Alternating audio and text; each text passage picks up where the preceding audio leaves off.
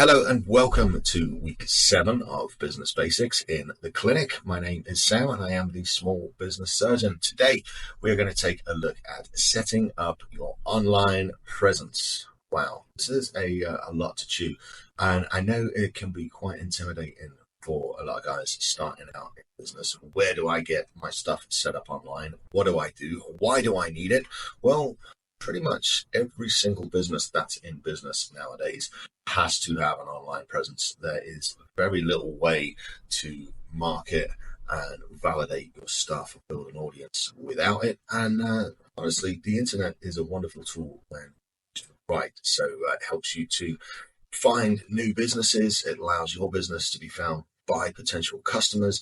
It gives you a platform to showcase your products or services on. It allows you to engage with your audience, and it ultimately builds trust and credibility in the marketplace, which makes your business appear to be more professional, more well set up. So whatever message you put out online, remember we tie it back to the branding and the logo and the mission of the business. Whatever we put out on the internet is what's going to generate our company's online presence and persona of our company marketplace. So we really want to put some ideas out here and put some time into doing this. So let's take a look at what makes up an effective online presence. Okay, in no particular order, because these are all cumulative. And for some businesses, you're going to want to put social media up first. For some businesses, you want to put your website up first. For some businesses, you're going to want to be doing listings first. So it really just depends on what industry you're in, what amount of budget you've got, what kind of timeline you're on. But I'm going to put them in this order. Bear in mind, they are all cumulative. Okay, so you are going to need a website. Let's take a look here. I've got some slides for you all. Ping. There we go. All right, so you're going to need a website. The major component of your online presence is really your business's validation hub.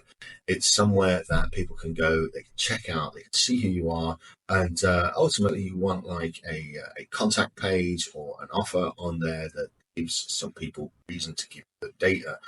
But the main function of your website isn't necessarily to gather data and to book appointments. The main function of your website is to act as the validation hub for your business.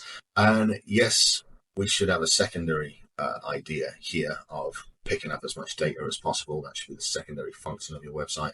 But really, this is to tell your story. It's to validate yourself in the marketplace. It's to put your portfolio on. It's to put your resume or your CV or whatever it is that you do. It makes you credible. It's to make your company credible. So when you set out to build a website, set out with credibility and validation up front, and then slide the marketing message and the calls to action behind that. So it's specifically almost like a business card on the internet that people go to see. They can read about you, they can get to like you, they can book an appointment. Okay, a website and a landing page are different. So landing pages, second on this list. A landing page is a specific page designed to be viewed by a specific audience looking to drive sales and to capture customer data. So for example, I'm working with a client right now that deals a lot with non-profits, and he deals a lot with for-profits. And there are 2 or 3 specific things that he sells in the non-profit world that translate really well over there. And instead of trying to sell them to all of his audience off of the internet, what we can do is split test and put up landing pages specifically for non-profits with offers that would be attractive to non-profits. The people working for the non-profits, they occupy a specific demographic as opposed to the people that operate in the for-profit space.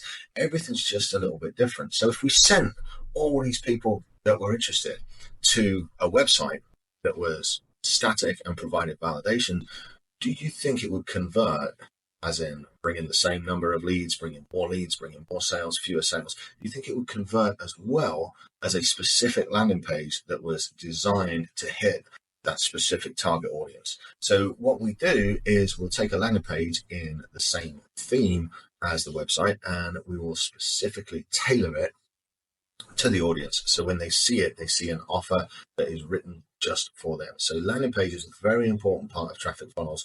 When you start building your company out and running adverts and running campaigns and stuff, you're going to want to send traffic to specific pages, and then inside of those pages, you're going to filter it by split testing where your traffic's coming from. And I don't want to get too deep into that. The landing page thing, it's a whole other lesson, but it's critical that you have some sort of data capture set up initially, even if you only do it on your own website. It's critical that you start capturing as much data as possible about your audience and about the people that are visiting. It's you've got to get in front of them multiple times to build that relationship and build trust to where they're ready to buy. Now, the next thing I've got is social media. Wow. Again, we could do a whole day on social media very, very easily.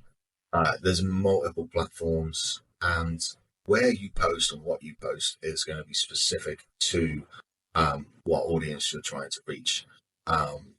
If you're in B2B, a lot of your audience might be on LinkedIn. If you're selling little fidget spinner widgets, a lot of your audience might be on TikTok. If you're selling skincare, a lot of your audience might be on Instagram. We don't know. That's what the market research is for.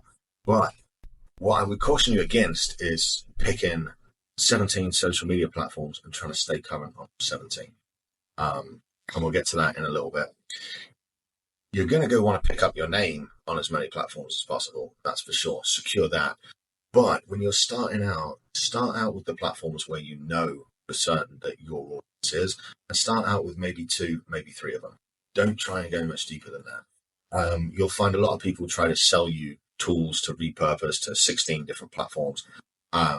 Problem with that is engagement focus. So starting out, we want to limit you to 2 or 3 platforms and get really good at those platforms.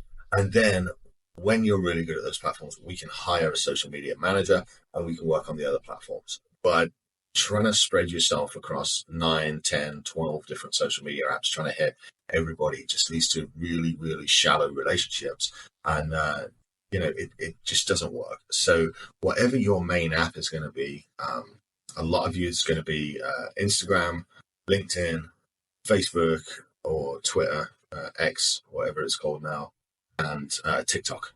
So just depending on where your audience is, pick 1 primary and 2 secondary and repurpose content between the 3, but don't try and do all of them at once. A huge critical mistake, because you end up getting spread far too thin and you don't get the results you're looking for. Okay, so website, landing page, social media platform, very, very, very important to go out and get all names that correlate to your business, all the ones you can. So more of a secondary, but just as important. Once you've got all those things, then you want somebody to work your email marketing. So whenever you get a person coming to your website or coming to the landing page or signing up for something, I like to ask questions. And, one of the questions is, I help entrepreneurs to do X, Y, and Z. If you're interested, drop me a comment. I'll send you an email. So people say, yeah, I'm interested, and they leave an email. And so that email then goes onto the back end into my Go High Level account, which is my CRM. We'll cover that in another lesson.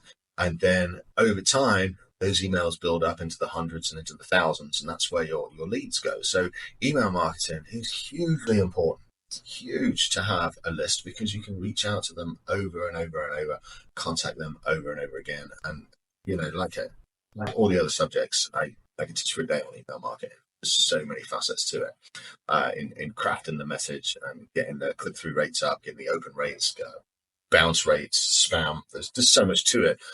But website, landing page, social media, take a breath, start building your database of customers inside your CRM. Then we're going to look at email marketing. And as we're looking into that, we're going to take the website and make sure it's optimized for SEO. There's no type of customer that needs some help right now. So when you're putting out your website, you're putting out your content, you want to make sure that somebody Googling for small business help, like mine, is going to see the small business surgeon, right? So we optimize our keywords on our website. And it's a full day course on SEO, man. There's just so many facets to it. I've got guys that I hire to run it for me, but it's imperative. As you want to start getting in front of people and you want to start getting your business found, you have to have strong SEO, but it's not imperative in the beginning. So this whole process might take you 6 months to a year to build out and set up. to get your website tuned in, to get your landing pages and your socials set up, get your email tuned in. Like it's a cumulative process. So don't be scared at all the stuff and how complicated it sounds. Like you do one bit, and then you do the next bit, and you do the next bit, and we get the first bit to where it's fixed and starting to send leads and send money before we go worry about the next bit. I know it can be quite overwhelming. And then the last thing you want to look at when you get all this other stuff done is your online listings. Business directories and review sites are still very active, and they come up a lot in search results. And so it's worth it. I think I paid a company a few years ago with Media Foundry, and they went through and ranked us on over 300 different business directories. And once a month, they would make a post update, keep those all up to date for us. And we did see a little push. But again, I would look at the order. I've got the things in the slides and say that's the way to do it. I'm totally off script. I live for the web stuff, the digital marketing stuff, the CRM infrastructure stuff. That's what I really enjoy doing. So if I talk too much, just let me know. So all right, let's go and take a look at the next slide. Creating a website. It's pretty intimidating when you do your first one. I made my first one in 2002 with Yahoo Sites, but as you are setting up your business and doing your market research and gathering your ideas, you should know roughly or have a good idea by now what your company name is, what your domain name is. Your domain name should be as close to your business name as possible. It just depends what you call your business, but like part of setting up a business nowadays is searching the internet, searching all the databases, and making sure that the business name you have is available on all of the social media platforms. It's available on all, the websites are free, the Twitter account is free, all that stuff. So what you name it does really have an effect on it. So make sure you buy up. A lot of people skip this step, but make sure you buy up the .orgs and the .infos and all that stuff, because number one, you can use them later, for email addresses, for landing pages, for other build outs, similar things. But number two, if you don't, the chances are if you have any modicum of success, somebody's going to come and rip your domain name, and they'll clone a .com to a .org and pretend to be you, and of course, all kinds of headaches. So make sure you grab up as many of the assets as you can. So you're going to want to pick a website builder. I like to build in WordPress. It's been around the longest. It is not as user-friendly as Wix. There is a little bit of technical knowledge needed in WordPress, but I much prefer the interface. I much prefer the results. So I would definitely recommend WordPress to build sites on. Again, like this is what we do. So if you need any help, just drop me a message and I'll jump on the phone, because that's not a problem. Next up, take a look around, see what examples of websites you like, and start designing a website. It's pretty easy these days, just for the basic level stuff. Now, again, the more advanced stuff, you're probably going to want to shortcut it somebody. But for the basic level stuff, you can put some templates in place, you can customize them, put your brand in there. For those of you that are really on a budget and trying to shoestring this, this is stuff that you can go on YouTube University and learn how to do. And a little bit later on inside of the Clinic Mastermind, I'll be dropping some Go High Level videos about how to build websites out in there. But if you've got a little bit of budget and if you're looking to save some time, shortcut the process and avoid the mistakes, definitely hire somebody. And this is my wheelhouse. It's what we do. So if you need any help, drop us a DM. I'll get one of the guys to help you out. So all right, let's take a look at where are we now? What are we doing next? Design the site, add content. Goodness me, you should know this, but if you're struggling to write content, go back to your market research. Go back to what problem do I solve? What do my products and services do? And then you want to put a little bit about your story, your contact information, that kind of stuff. And as you're doing it, you can optimize for SEO on the backside. When you're doing that, just go to Google, use keyword tools, do a little bit more additional research, and say, if I want to rank for this particular question, what are some of the things I should be looking at? Go to answerthepublic.com, like I mentioned in earlier videos as well. You can have some success there. Okay, effective social media use. Create your profiles. Try and grab every single handle you can across all the platforms. Just try and grab them all.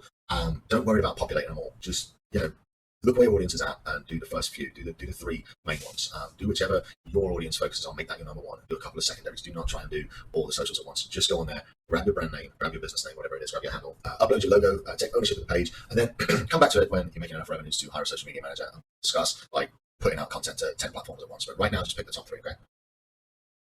And again, I got whole days we can talk on creating content, but the big takeaway is make sure to post regularly. Your content should follow the 3 E's of it should be engaging, it should be entertaining, and it should be educational. Because if you think about it, most people are only surfing the internet looking on their phones for 3 different things. They want to be educated, they want to be entertained, or they want to be engaged as a consumer or as part of a community. And so that's pretty much the straight up way to keep your social medias on track. But it's very important also to engage with the audience. Social media works off of a thing called EdgeRank. It's an algorithm pretty much used across all the platforms, to where if there's engagement, initially the platform will show the post to more and more people. If there's no engagement, or as engagement wanes, the post gets shown to fewer and fewer people. So engaging can bump the post back up to the top. So it's important to respond to your comments and to your messages, and then obviously use the analytics on the platform to track what works and to change your strategy accordingly. That is a very, very, very quick overview of setting up an online presence, guys. I could probably talk on this set of slides for a week straight with all the things that I know about building these things out. So much so that I actually split this week into 2. There is a week 7 lesson 2, which dives into CRM, the customer retention management software, Go High Level, that I use to run my business off. So if you guys need any help with this, post up in the forum, ask your questions. Don't forget, we do a live Q&A every Monday at 7. So you can sign up for that in the group. Be sure not to miss it. And Need anything, just hit that button, get on the phone call, and we'll get you straight down. All right, that's going to do it for week 7, part 1. I'll see you in the next video.